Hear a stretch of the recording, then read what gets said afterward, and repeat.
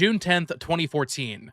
Over 11 years ago, Nintendo and Eiji Aonuma offered us our first glimpse at The Legend of Zelda Breath of the Wild, known then simply as Zelda Wii U. At the time, everybody was extremely excited, not just to get a Zelda game on Wii U, which sorely needed it, but also the idea of Zelda Skyrim. Everybody was saying, we're getting Zelda Skyrim, an open world Zelda game. This is a big departure for the series.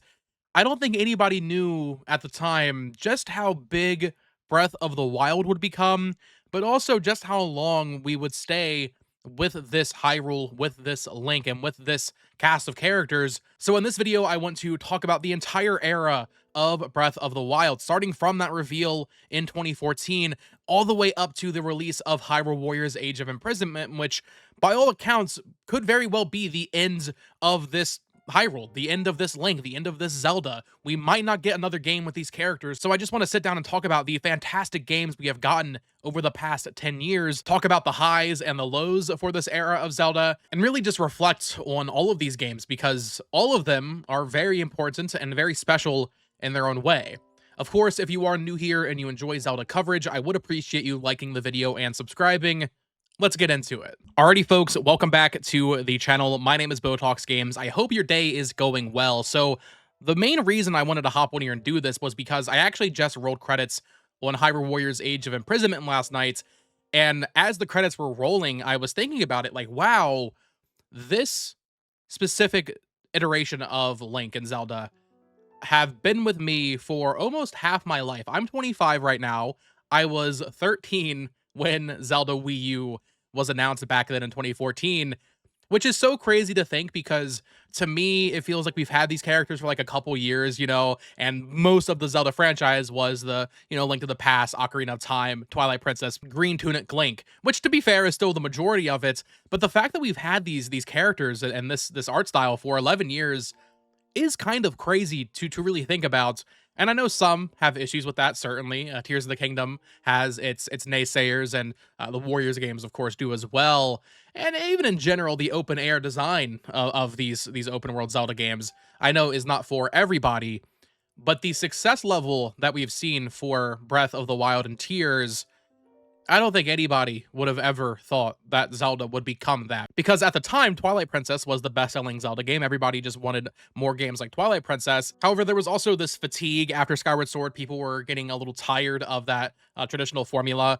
It is funny to think. People will say, oh, we want the old traditional Zelda back. We don't like this open-air design. And that's fair if you don't like it. But it is funny because at the time, I remember when Skyward Sword came out, people were so tired. People were absolutely over that traditional 3D Zelda gameplay, and Nintendo and Aonuma and Fujibayashi, I mean, they all listened and they gave us a completely different type of Zelda game while remaining true to its roots, right? Like Breath of the Wild is very much like Zelda 1. You're just kind of thrown into this world, go do whatever you want, figure it out. Of course, with a lot more nuance to the gameplay mechanics. You have all the physics and everything that is so great about Breath of the Wild. But I remember when that game was announced and just being so excited. I love the art style. I always have from day one. I mean, I've always been more of a cel-shaded Zelda guy. I love Wind Waker as well. So I immediately really liked that Link with the blue tunic. So iconic already. Like they're two halves of a whole in my mind. The green tunic, the blue tunic. I wonder if they're ever going to return to the blue tunic. Maybe they do something completely different with the next iteration of Link. I think I would actually prefer that, really give it kind of a sense of its own, the starting of a new era when we see that next game, maybe like a red tunic or something, I don't know. But in this reveal trailer, you get a look at like Hyrule Field, you see the Guardian. We have no idea what Guardians are at this point. We just see this cool creature. We see the ancient arrow that Link pulls out. If you recall, a lot of people were actually speculating that Link here was a girl because well, they're wearing a blue tunic. They can't put Link in some other clothing, but also kind of the hair made Link look a little bit more feminine in this game, I guess. And there were a lot of fan theories. At this point, the game was supposed to come out in, I want to say 2015 or 2016, maybe. We saw it at the Game Awards. We saw them play it in real time on the Wii U with the Wii U gamepad functionality that unfortunately is lost to time. And then it kind of just kept getting delayed. And then eventually they were like, hey, we're doing the Switch. We're doing the NX. We're going to put Breath of the Wild one there or Zelda Wii U. And then we finally got E3 2016, where that was the only game they brought there. And we really got a sense of what this game actually was. And I was immediately blown away, man. Like I had never seen a game do what Breath of the Wild was doing, and I don't think anybody really had because it was so fresh, it was so innovative by taking an open world, but really breaking down what you can do in that setting, having all of these different physics and elements that can interact. Like, it was so impressive, and it is still so impressive to think that they did that on the Wii U. I mean, that the Wii U was the birthplace of the best-selling Zelda game of all time, and it's gonna be hard for them to beat that. That's just so funny to think about that the Wii U, this failure of a console, did give us not just Breath of the Wild, but also Splatoon as well. Shout out to the Wii U, you know? But of course, Breath of the Wild ended up being a launch title for the Nintendo Switch. We all know the story. One game of the year that year, one of the best reviewed games of all time. Many people herald it as the best Zelda game, one of the best games ever made. And while we'll get to Tears, I do think Tears of the Kingdom is a better game. I can't disagree. Breath of the Wild is an absolute masterpiece. I love that game so much. I actually replayed. I haven't finished the replay, but I did a lot of a replay. I put like 40 hours into it just this past summer on the Switch 2, having the Switch 2 patch as well, making it 4K 60F. I mean, oh my goodness, the art style shines so much. I mean, you could see the, you know, rudimentary geometry and like the mountains and stuff like that, but the game's art style is just so good. The world of Hyrule, just walking around, the little music notes that play, going to the villages, talking to the NPCs, doing the side quests. Like, this Hyrule is a place that I have spent more time in than any other Hyrule by far at this point. Not even, you know, discounting Tears of the Kingdom, just Breath of the Wild. I have put so much time into versus any other Zelda game that it's kind of crazy to think about, like how much time I've actually just put into this one game, to the point where it actually might be my most played single player game of all time. I've done several playthroughs over the years. Like, it's always exciting to go back to, which is something I was worried about at the beginning when I first played through it. I was like, oh, this isn't going to be the same going through it again a couple years later. I'm going to remember this, I'm going to remember that. It won't hit the same. Honestly, the more I play it and the more I replay it, like, I appreciate it even more. That first time experience is very special, don't get me wrong, and certainly that is a different type of experience. But as you learn the mechanics deeper and deeper, and you start I mean, for me, I like doing like glitch runs and stuff with the bomb arrows and everything. Like, there's so much to this game. People are still discovering new things. Like, it's just such a masterpiece of a game. There are issues. The Divine Beasts as dungeons, not a good replacement for dungeons. The structure of the story with the memories, I think a lot of people are not a big fan of. I think they could do it better, certainly, but I also still really like the just overall like plot outline, I guess, of having this calamity befall Hyrule, having these memories from 100 years ago, waking up in the Shrine of Resurrection and not knowing what's going on and kind of learning things with Link together. For what they were trying to do with this open-ended nature of you being able to go fight Ganon at the beginning of the game, Calamity Ganon, like, I think they did the best they could with that structure at the time. And once again, I know people have issues with it. I still really like it. I like the general setup. I like the characters, and I like those story beats that are there, even if they might not feel as pressing because a lot of what happened in the past. So, Breath of the Wild, huge shout out. Love that game. One of my favorite games of all time. And then we take a little bit of a break, right? We get some DLC, Trial of the Sword, Champions Ballad, solid DLC, nothing crazy, I would say. In 2019, they reveal the sequel to The Legend of Zelda Breath of the Wild. And I think this is where they start losing a lot of people because COVID happens. We don't know the exact internal original plan timeline for Tears of the Kingdom. It took way longer to get out than I think they expected, but also the fans expected. When you see that announcement at E3 2019 and you see it's a sequel to Breath of the Wild, similar to what we got with Majora's Mask versus Ocarina, you think, okay, they're going to get a sequel out in like 2021 or something, right? It ended up taking so long that it actually released after another Breath of the Wild game, being Hyrule Warriors Age of Calamity. So we'll talk about that first. Hyrule Warriors Age of Calamity released in 2020, November 2020. And this is one that I really have tough feelings towards, especially having played Age of Imprisonment now and absolutely loving Age of Imprisonment. This game has all the bones of what makes a Warriors game great, and I really think I need to go back to it and give it another shot now that this frame rate is a little bit more stable on Switch 2. But man, listen, the game, I'm sure, is so great underneath it. The performance issues that this game had completely turned me off of it. I gotta be real. I hate that that's how it is because, I mean, I'm someone who even enjoyed like Scarlet and Violet, but you have this fast-paced action game. The appeal is having all these enemies on screen. Age of Calamity, was a misstep for me, mostly because of the performance. Now, the story, that's a whole other can of worms. It's not a canon story. It does not have the same ending. But when it was announced, getting this game that tells the tale of 100 years ago before Breath of the Wild, where you have Zelda there, you have the champions, and you're playing as them, that is a fantastic idea. And from what I've heard from people that really don't mind the performance, that really dove deep into Calamity and, 100%ed it, like, the movesets there, like, it's all really, really great stuff. I've, like, blocked it out of my mind. I played through the game, I beat it, but I don't really remember that much, and what I do remember is just the negative of, like, well, it ran really bad, had bad resolution.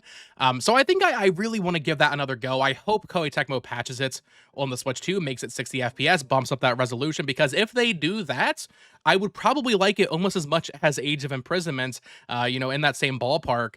It's just one of those things where it ran bad, so I couldn't handle it, for that type of game specifically, which is a huge shame because I love Breath of the Wild, I love those characters, and even though it's not a canon story, there's a lot of cool stuff they did with that game, even the DLC they did there as well. So I feel like for most people, Age of Calamity is kind of the blemish, not necessarily because of the performance issues that I have with the game, although that certainly is a factor, but also the story not being canon. That seems to be the main talking point with that game, is like, well, what's even the point? That's not as big of a blemish on that game for me as it is to most people. But yeah, there are definitely issues with Age of Calamity that thankfully they learned and corrected with Age of Imprisonment. We'll get there in just a second. But eventually, Tears of the Kingdom, we got the name reveal in September of 2022, I want to say. They really held that close to the chest. They kept saying, like, oh, it's going to spoil the gimmick of the game. And I guess in a way it kind of did. Tears of the Kingdom, well, you might be able to infer what's going on in the game if you hear about that.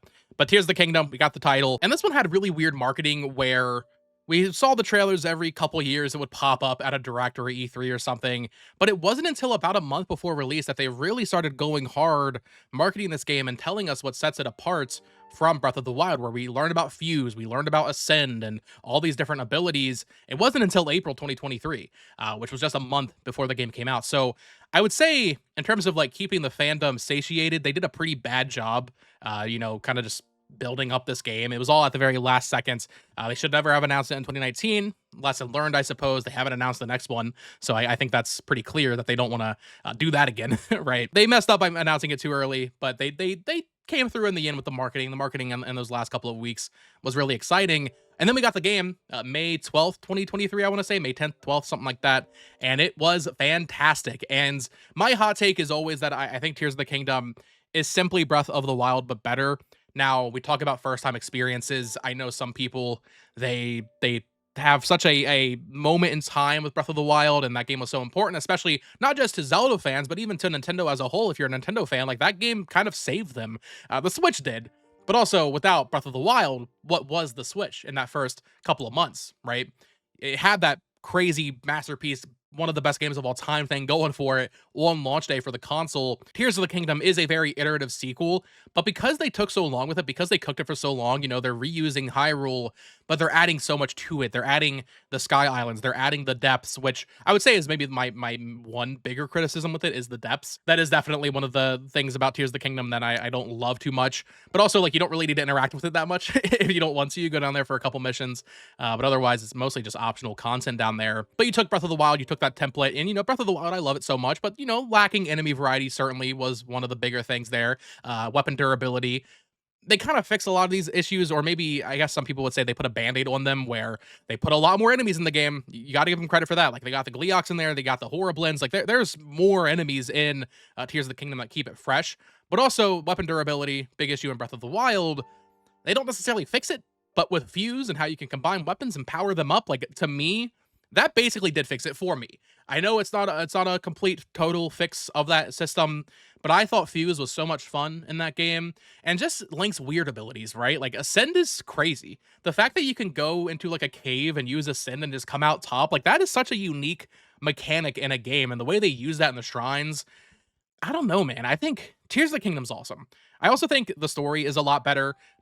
This is where I think a lot of people will disagree. Tears of the Kingdom story, I think, is fantastic. Even the way it's told, I think they did it really well. And it was just much more engaging. It's still not, as pressing, as it's not as urgent as like a traditional Zelda game of the old days, because most of what happened did happen in the past. But while I was playing through that game, I had such a good time going from each of the big murals that are over Hyrule and finding all these story beats. I wish they directed you to them in order. That's certainly an issue. They kind of you can find them out of order, and I think that's absolutely whack, to be honest. But the story that is there with Zelda, with King Rauru and Sonia, like this is where the side characters of this era really start to bulk up. I mean, you have the champions and you have other characters like the Yiga clan and Breath of the Wild, but for me, especially after having just played Age of Imprisonment, like Rauru and Sonia, especially Rauru, what a character. What a guy. Like that's one of my favorite Zelda characters right now. And then you have like the sages and stuff, which I will talk about more in just a second, but I think this is what really fleshed out the world of Breath of the Wild and really kind of gave it a lot more of that personality and side characters that I'll be thinking about forever. The music, the final boss, which I won't spoil if you have not played it. Oh my god. The final boss, the final section of this game I think is so good. Like I have not replayed it since it came out. I'm going to do that next year, I think. It is a fantastic game, and I love it. I love it so much. So, Tears of the Kingdom, absolutely shout out. It's missing Master Mode. I still can't believe they didn't add Master Mode. That makes me so angry. Because they did a Switch 2 edition. Breath of the Wild has a Master Mode, and then Tears of the Kingdom gets left with nothing. So, that's annoying to me. And no DLC, which is actually kind of cool. I like that they're like, yeah, this is it. We're done. We mastered this Hyrule. There's no more content to add. I actually do kind of respect a lot from that angle. And then finally, of course, Hyrule Warriors Age of Imprisonment. If you have not played this game, I did a whole video kind of talking about my first thoughts on it after about 10 or 12 hours or so. I highly recommend you watch that video because I think this game is awesome. It's one of my favorite games of the year, actually. I would put it in my top 10. I was not expecting that. I had low expectations going in because of Age of Calamity, but I loved Age of Imprisonment way more than I thought I would. It is a fantastic game. Certainly, if you don't like Musou games and Warriors games, like, yeah, you're going to have issues with it because it is a Warriors game. But getting more time with these characters, potentially our last time with these characters, Zelda, Rauru, Sonia, all the sages, getting them actually fleshed out as characters, even the side characters that they introduced in this game, it was like one final, time to spend with them, and I appreciated it so much. If you love the characters of this era of Zelda, you should play Age of Imprisonment. I truly recommend it because the cutscenes are fantastic. The story isn't the most exciting thing. I mean, we all know what happens in the story, but Koei Tecmo course correcting and making it the canon events is really good. Really, really good. I love the story. I love the new characters they add, Calamo and the mysterious construct, even though they might feel kind of shoehorned in. I mean, that's how I was feeling in my first impressions. I was like, I don't know how I feel about this. By the end of the game, I was totally into it. I really, really liked it. And then the gameplay and everything. I mean, it's a Warriors game, but if you enjoy those, you do. If you don't, you don't. This one does a lot of great things in terms of like adapting Tears of the Kingdom to what Hyrule Warriors is, or to what a Warriors game is, where you have all the Zonai devices that you can use in your tool set and your move set. So really great game, and potentially our send-off to these characters. It's kind of sad that Link's not here for the final game in this era, but the fact that we got 4 games in this setting is awesome. I know people are ready to move on, and I certainly am excited to see what the next iteration of Link and Zelda look like and the next iteration of Hyrule look like, but we're going to look back at the past 11 years from the moment that Breath of the Wild was announced all the way through Age of Imprisonment and think, damn, I mean, like that's a really good fleshed out set of characters and setting and everything. So yeah, I just wanted to sit here and talk about it because I love it, man. I love all of it. Age of Calamity is the biggest blemish to me, and that's mostly because of the performance. I'm sure that game is actually pretty good. I wish they had just committed and done the canon story, even though that would mean a bad ending for our heroes.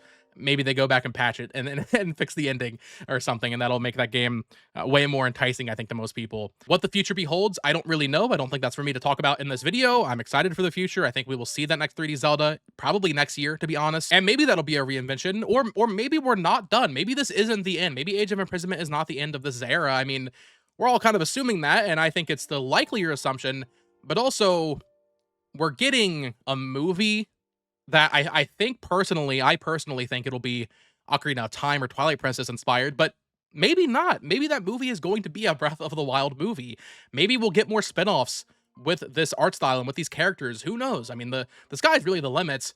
This is the most popular era of Zelda. These are the most popular Zelda games, so I wouldn't be surprised if Nintendo wants to do something more, maybe not in terms of like the mainline games, but more spin-offs that aren't Warriors. I don't know what that would be, but it wouldn't shock me if they did something else. So it's the end of an era for now, but I think we might end up seeing something else from this Hyrule in the future. So just wanted to sit here and reflect on this entire era with you all today. Of course, as always, subscribe here for more Zelda content, and let me know your thoughts in the comments down below. What was your favorite game from this whole Zelda era?